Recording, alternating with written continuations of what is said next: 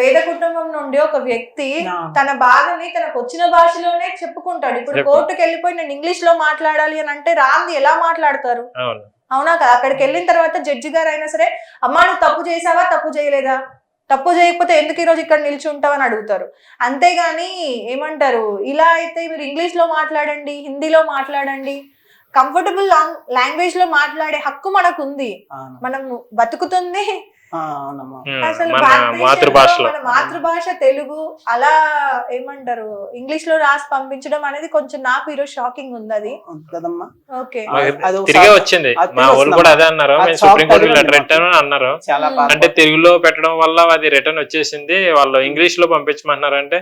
అంటే ప్రతిదానికి పార్లమెంట్ లో కూడా అంటున్నారు మాతృభాషను కాపాడండి, ఎవరి భాషను కాపాడుకోవాలి, ప్రతి అంత జడ్జిమెంట్లు కూడా మాతృభాషలో ఇవ్వండి అని మాత్రం మాట్లాడి చెప్తున్నారు పార్లమెంట్ లో కూడా. కాకపోతే అక్కడ వ్యవస్థలు పాటించట్లేదు కదా మెయిన్. ఇప్పుడు మాకు అదే కదా జరిగింది, సుప్రీంకోర్టుకి మా వాళ్ళు లెటర్ పెట్టారు, లెటర్ పెట్టిన తర్వాత మీరు తెలుగులో రాసి పంపించారు, మాకు ఇంగ్లీష్ లో పంపించండి అంటే నేను ఆ విషయం చాలా బాధపడ్డాను నేను. ఓకే, సో తర్వాత కూడా మీరు ఆయన జైల్లో ఉన్నప్పుడు మీరు వెళ్ళి నారా లోకేష్ గారిని పాదయాత్ర సమయంలో కలవడం జరిగింది కదా, ఆయన కూడా మీకు మేము ఉన్నాము, మేము కాపాడుతాము, మేము చూసుకుంటాము, నెక్స్ట్ మన ప్రభుత్వమే వస్తుంది అని హామీలు ఇవ్వడం కూడా జరిగింది కదా. సో అప్పుడు మీకు ఎలాంటి హామీలు ఇచ్చారు? ఎలాంటి హామీలు అంటే అమ్మా, మేము ఇలాగ జగన్మోహన్ రెడ్డి గారిని ఆయన పదవిలో ఉన్న చూపు ఎన్నో ఎన్వైసీలు రాసుకుని ఎన్నో లెటర్లు రాసాం. కానీ అప్పుడు మాత్రం ఫోన్ వచ్చింది, సీఎం క్యాంపస్ నుంచి ఫోన్ వచ్చింది. అప్పటికి నేను అమ్మని తీసుకుని రాజమండ్రి సలీం గారు నేను అలాగ వస్తాను రా తమ్ముడి దగ్గర, మీరు ఎలా రండి అంటే రాజమండ్రి మా ముమ్మడి వరం నుంచి రాజమండ్రి వచ్చాం. వచ్చిన తర్వాత ముందు ప్రకటన చేయాలి. ఎలా అంటే ముఖ్యమంత్రి గారు స్పందించట్లేదు, మేము బ్రతకడానికి ఆర్థికంగా కూడా చాలా ఇదైపోయాము, దారి తొరగట్లేదు, స్పందించట్లేదు, కాబట్టి మేము రేపు నిరాహార దీక్ష చేస్తాం అమ్మ నేను, అప్పుడైనా న్యాయం జరుగుద్దేమో అని చెప్పేసి ఒక ప్రకటన ఇచ్చానమ్మా. ఆ మరునాడు ఫోన్ వచ్చింది, ఇలాగ సీఎం క్యాంపస్ నుంచి ఫోన్ చేస్తున్నామండి, మీరు ఎక్కడ ఉన్నారు ఏంటి, ఇలాగ రాజమండ్రి తమ్ముని చూడకి వెళ్ళామండి అమ్మ నేను, మా లాయర్ గారు కూడా ఉన్నారు, అయితే రండి కూర్చొని మాట్లాడదాం అని అన్నారండి. అక్కడి నుంచి సరే అని చెప్పేసి లాయర్ గారు మీరు ఎవరున్నా, అప్పుడు ఏమన్నానంటే ఛార్జీలకు డబ్బులు లేవు సార్, ఒక 2 రోజులు టైం ఇవ్వండి, ఇక్కడ నుంచి మేము మళ్ళీ తాడేపల్లి రావాలంటే ఛార్జెస్ అవుతాయి కదా, మేము మళ్ళీ ఇంటికి వెళ్ళి డబ్బులు చూసుకుని అప్పుడు బయలుదేరి వస్తామంటే లేదు ఈవేళ రండి అని అన్నారు. అయితే లాయర్ గారు ఉన్నారని చెప్పాను నేను. అయితే లాయర్ గారు తీసుకురానంటే అప్పుడు లాయర్ గారు 10,000 ఇచ్చి కారు కట్టించి పాపం మాతో పాటు వెళ్ళి తాడేపల్లి సీఎం క్యాంపస్కి వెళ్ళాం. తీరా అక్కడికి వెళ్ళాక సీఎం గారు బిజీ షెడ్యూల్లో ఉన్నారు, తర్వాత కలుస్తాం. మీకు ముందు రమ్మని చెప్పిన పర్సన్ ఎవరు? తాడేపల్లి క్యాంపస్ ఆఫీస్ లో ఉంటారు కదా, వాళ్ళు పిలిచారు. ఓకే, వాళ్ళే పిలిచారు, మీరు వెళ్ళి వాళ్ళనే కలిసారు. అక్కడ కలిసాం, చెప్పిన రోజే వెళ్ళారు? వెళ్ళాం, ఆ రోజు చెప్పిన టైం వరకే వెళ్ళారా? నైట్ బయలుదేరేసాం, తెల్లవారితే పొద్దునే వెళ్ళిపోయారు. వాళ్ళు చెప్పిన టైం ప్రకారమే మీరు వెళ్ళారు. కానీ చెప్పిన ఆన్సర్ ఏంది, మీరు వెళ్ళిన తర్వాత సీఎం గారు బిజీగా ఉన్నారు, సిటీలో ఉన్నారు, నెక్స్ట్ టైం మేము ఎప్పుడైనా కలిసే అవకాశం కల్పిస్తాము అన్నారు. అప్పుడు మీరేం చెప్పారు? మేము ఏం చేస్తాం, మరి రమ్మంటే ఎంత సార్ ఇంత దూరం ఎలా వచ్చాము, ఇబ్బందులు పడ్డాం కదా అని అంటే లేదు తర్వాత కల్పిస్తాంలే అని అన్నారు. వెంటనే తిరిగి వచ్చేసామండి మేము. ఆనాడు నుంచి ఎప్పుడు కూడా మనల్ని మళ్ళీ ఆయన ఫోన్ చేయలేదు, మనం రమ్మని పిలవలే. ఈ టైంలో 4 సంవత్సరాల పాటు అనేక ఇబ్బందులు, పలకరించిన వాళ్ళు లేక 4 సంవత్సరాలు ఏం జరిగింది ఏంటో జనాల్లో ఇది తెలియదు అని ఎవరికి ఎదరికొచ్చి పలకరించే వాళ్ళు కానీ సాయం చేసేవాళ్ళు కానీ ఎవరో లేరు. 4 సంవత్సరాల తర్వాత కోర్టులో సాక్ష్యం జరిగింది. ఎయిర్పోర్ట్ సిబ్బంది అదే అక్కడ ఎఫ్ఐఆర్ రాసిన దినేష్ కుమార్ గారు అని ఆయన ఒక సాక్ష్యం జరిగిందండి కోర్టు, ఫస్ట్ సాక్ష్యం జరిగింది. అప్పుడు జడ్జి గారు అడిగితే అది సీను చేతిలో మీరు ఏం తీసుకున్నారు అసలు ఏంటంటే, సీను చేతిలో మేము ఒక వాటర్ బాటిల్, 10 రూపాయల నోటు, ఏటీఎం కార్డు, చిన్న అప్పలం అవి తీసుకున్నామని అంటే, అది కోటికత్తి సీను చేతిలోనే తీసుకున్నారా అంటే లేదండి సీను చేతిలో మేము తీసుకోలేదు. మరి జగన్ గారి చేతిలో తీసుకున్నారా అంటే జగన్ గారి చేతిలో కూడా మేము తీసుకోలేదు, ఆయన చేతిలో తీసుకోలేదు. ఇది 1 గంట ప్రాంతం జరిగింది. 2:30కి బయట నుంచి బచ్చ సత్యనారాయణ మేనల్డ్ మంచి సీన్ అని ఎవరు ఉన్నారు, ఆయన తీసుకొచ్చిస్తే ఆయన చేతిలో తీసుకున్నామని ఆయన దినేష్ కుమార్ గారు ఎయిర్పోర్ట్ ఆయన డిఎస్పీ గారు చెప్పడం జరిగింది. అప్పుడు కొంచెం బయట ఇది వైరల్ అయింది. వైరల్ అయిన తర్వాత అప్పటి నుంచి మనల్ని పలకరించడానికి వచ్చారు. అంటే అప్పుడు ఆటోమేటిక్ గా తెలిసిపోయింది ఇది డ్రామా అలా జరిగిందా ఏంటా అన్నది ప్రజలు కొంచెం గ్రహించారు. అప్పుడు దళిత సంఘాలు అవనివ్వండి, నాయకులు అవనివ్వండి, మనల్ని పలకరించడానికి రావటం, అలాగే అమలాపురం మాజీ ఎంపీ ఆర్ఎస్ కుమార్ గారు కూడా వచ్చి అరే 4 సంవత్సరాల పాటు మేము నిజమేంటో తెలుసుకోలేకపోయాం, ఇప్పుడైనా తెలిసిందని చెప్పేసి ఒక 25,000 రూపాయలు ఆర్థిక సాయం చేసి. ఓకే, అప్పటి వరకు కూడా అంటే ఏదైతే సాక్ష్యం జరగక ముందు వరకు కూడా మీకు కోర్టుకు సంబంధించిన ఖర్చులు గానీ, మీరు పోలీస్ స్టేషన్లకి అటు తిరగాల్సిన ఖర్చులు గానీ కూడా మొత్తం మీరే చూసుకున్నారు? అవునమ్మా, అవును. మరి ఆ కోర్టు విషయంలో అయితే లాయర్ గారు చూసుకున్నారు.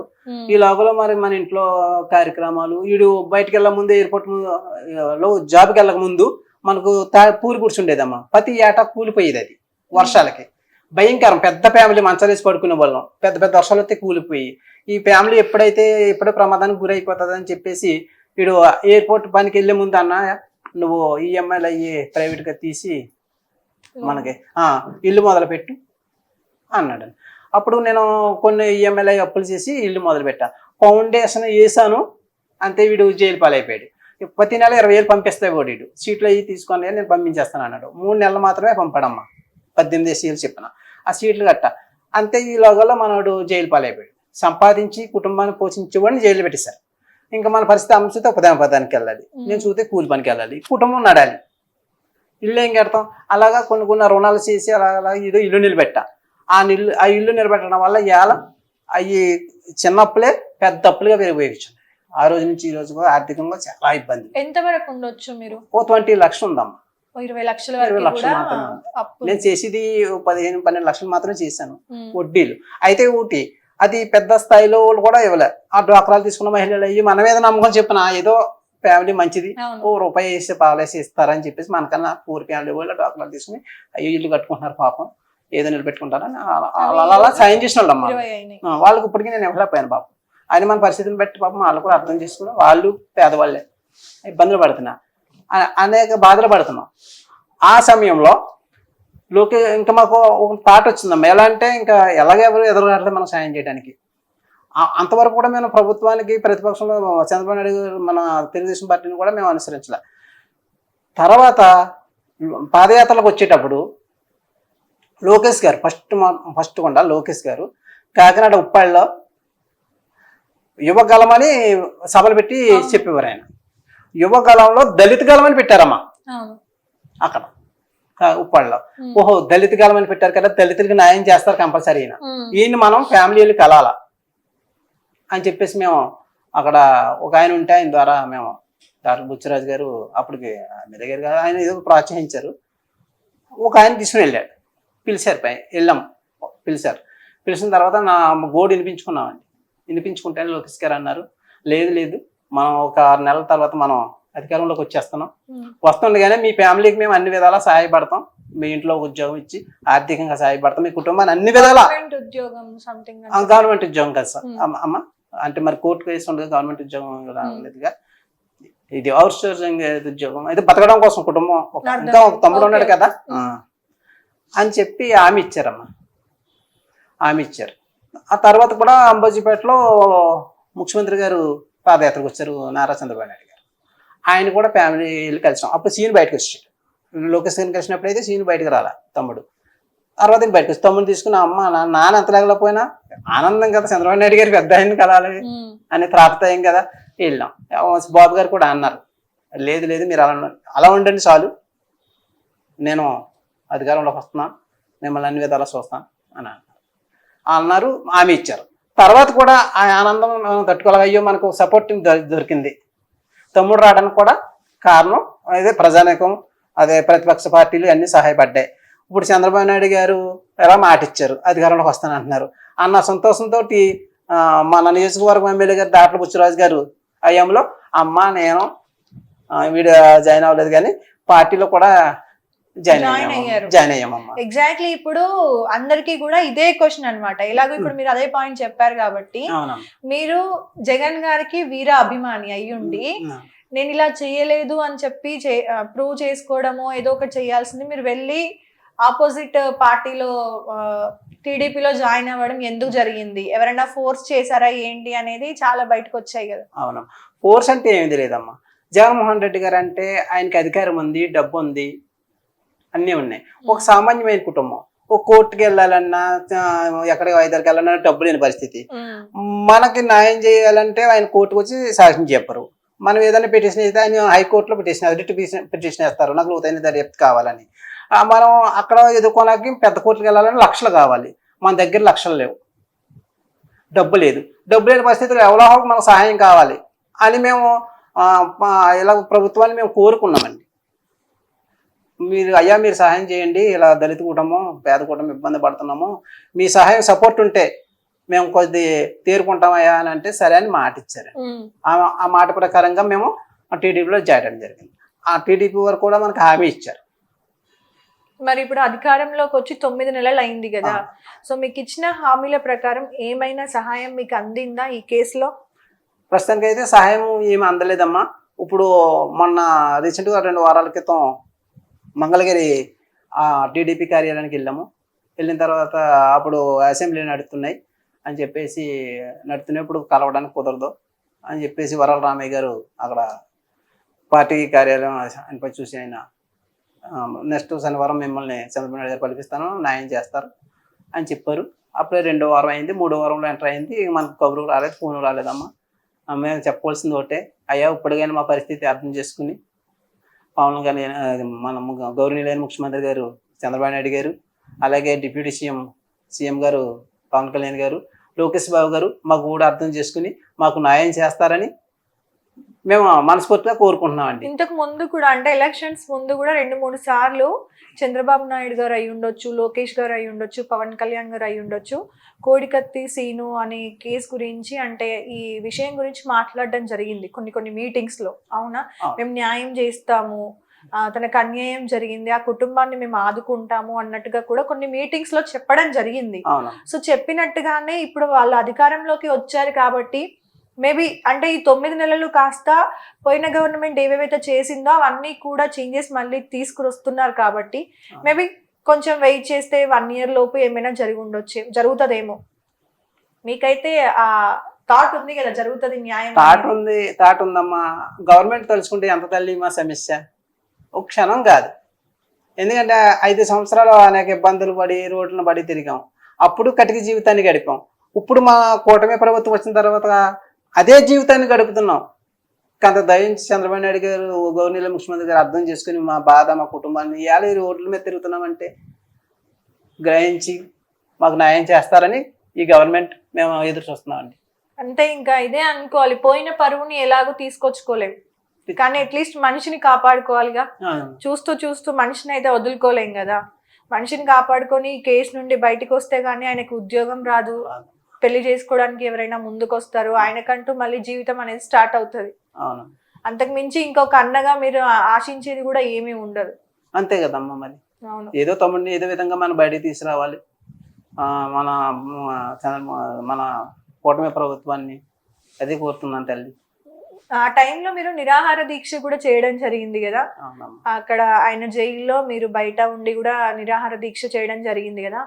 అంటే మీరు చేశారు అని అంటే ఏమో గానీ అమ్మ ఆ వయసులో ఆవిడ ఒక 5 రోజుల పాటు నిరాహార దీక్ష చేయడం అనేది అమ్మ ఒక తల్లిగా కొడుకు కోసము అంటే ఏదైనా చేయగలుగుతుంది ఒక తల్లి అనేది మళ్ళీ మీరు నిరూపించారు నిజంగా. అంటే తప్పు చేశాడా చేయలేదా అనేది మనకు అసలు ఎవరికీ తెలియదు, ఆయనకి అక్కడ ఉన్న వాళ్ళకి మాత్రమే తెలుసు. కానీ ఒక తల్లిగా మీరు ఎంత చేయాలో అంత చేశారు. అవునా? చాలా బాధపడ్డారా? చాలా బాధపడ్డారు. అప్పులు అయినాయి మరి. అవునా? ఇంటి మీదకి అప్పుడప్పుడు అవునా అప్పులలో వస్తూ ఉంటారు. కొడుకు ఉద్యోగం చేసుకోవాల్సింది, ఇప్పటికి పెళ్ళి అయిపోయి పిల్లాడో ఉండాల్సిన వాళ్ళు. అవునా? 5 ఏళ్ళు అలా వృధా అయిపోయినాయి. ఏమనుకుంటున్నారమ్మా ఈ కేసు గురించి, మీ కొడుకు గురించి? ముఖ్యమంత్రి గారు చంద్రబాబు నాయుడు గారి దగ్గరికి వెళ్ళామండి, మీటింగ్ అంటే బొజ్జిపాట వెళ్ళామండి. అక్కడ చూసి అమ్మ నీ కొట్టమ్మ నేను ఆదుకుంటాను, నీకు మీ ఇంట్లో జాబ్ ఇస్తాను అని అన్నారండి. మళ్ళా లోకేష్ గారి దగ్గరికి వెళ్ళామండి, కాకినాడ ఇచ్చారండి. మీటింగ్ అని వెళ్ళామండి, మీటింగ్ అని వెళ్తే అక్కడ కూడా ఆయన మాట ఇచ్చారండి, ఇలాగా అదిగా ఉన్నామండి మేము అన్నీ కూటమి అన్నీ మేము చూసుకుంటామమ్మ, మేము బాధపడకండి అని పంపించేశారు. ఓకే. పోలీసుల చుట్టూ, కోర్టు చుట్టూ, జైళ్ళ చుట్టూ తిరుగుతూనే ఉన్నారు కదమ్మా. మరి అందరూ బాగానే ఏమంటారు సపోర్ట్ చేశారా? పోలీస్ వాళ్ళు అయి ఉండొచ్చు, మనకి నాయకులు అయి ఉండొచ్చు, రాజకీయ నాయకులు అయి ఉండొచ్చు, మీకు ఎవరైనా సపోర్ట్ చేశారా? మరి గౌరవంగానే రిసీవ్ చేసుకున్నారా అందరూ మిమ్మల్ని? గౌరవంగానే మాట్లాడారా? ఎవరేమి చేయలేదు. జైలుకి వెళ్ళి ఏమంటారు అక్కడికి వెళ్ళి కలిసారా? జైలు దగ్గరికి వెళ్ళి కలిసారా మీ అబ్బాయిని? ఫోన్ లో మాట్లాడడము అట్లా చేశారా? ఏమన్నా బాధపడ్డా మరి ఆ టైంలో మీ అబ్బాయి నేను తప్పు చేశాను, తప్పు చేయలేదమ్మా అని ఏమన్నా చెప్పుకున్నారా మీతో? ఏం చెప్పలేదా? ధైర్యంగా ఉండమని చెప్పారా? ధైర్యం చెప్పారు మీకే. మరి మీ కొడుక్కి మీరు ఎలా ధైర్యం చెప్పారు? బాధపడకు ఏం కాదు అని చెప్పారా? బాధ కాదండి, మాట వచ్చింది కాదు చెప్పడానికి. అలాగండి అలాగొచ్చింది తెలియదు. కానీ ఈ వయసులో మీకు ఈ కష్టం రావడం కూడా నిజంగా ఎదుటి వాళ్ళంటే ఇక్కడ ఉండి నాకు అడుగుతుంటే నాకే బాధ అవుతుంది. అంటే ఈ వయసులో ఏదో 2 పూటలు అన్నం తిన్నామా, రెస్ట్ తీసుకున్నామా, నలుగురితో మాట్లాడామా, ఏదో ఉప్పోసకి టీవీ చూసామా అన్నట్టుగా ఉండాల్సిన వయసు వాళ్ళది. కానీ ఈ టైంలో ఆవిడని ఏమంటారు కోర్టు చుట్టూ, జైలు చుట్టూ, ఆఫీసులని ఈ ఆఫీసులని తిప్పడం అనేది మీకెంత బాధాకరమో తిరుగుతున్న ఆమెకి అంతే బాధ. ఎంత బాధ, న్యాయం కోసమే తిరుగుతున్నాం తల్లి. అప్పుడే 3 వారాలు అయింది మన విజయవాడ వచ్చి. అక్కడ మనకి ఉండడానికి అయితే కల్పించారు సలీం గారు, లాయర్ గారు. అలాగే మిగతా నాయకులు చూసుకుంటున్నారు. ఆ సమయంలో మనకి శశి జర్నలిస్టు భాను మేకల ఆయన కలిసారు. అయ్యో పాపం ఇలా బాధపడుతున్నారు, ఇబ్బంది పడుతున్నారు, మిమ్మల్ని పట్టించుకునేవారు లేరా అని చెప్పేసి ఆయన మొన్న వారం తీన్మార్ మల్లన్న గారు ఛానల్కి తీసుకొచ్చారమ్మా. ఆయన ఏదో న్యాయం చేస్తారని తీసుకొస్తే ఆయన కొంచెం ఆర్థిక సాయం చేసి ఆయన స్క్రీన్ పై ఆయన ఆదుకున్నారు. అది చూసి తర్వాత మీ ఛానల్కి మేము రావటం మాకు చాలా ఆనందంగా ఉంది, చాలా ఆనందం ఉంది. ఇదైనా చూసి మాకు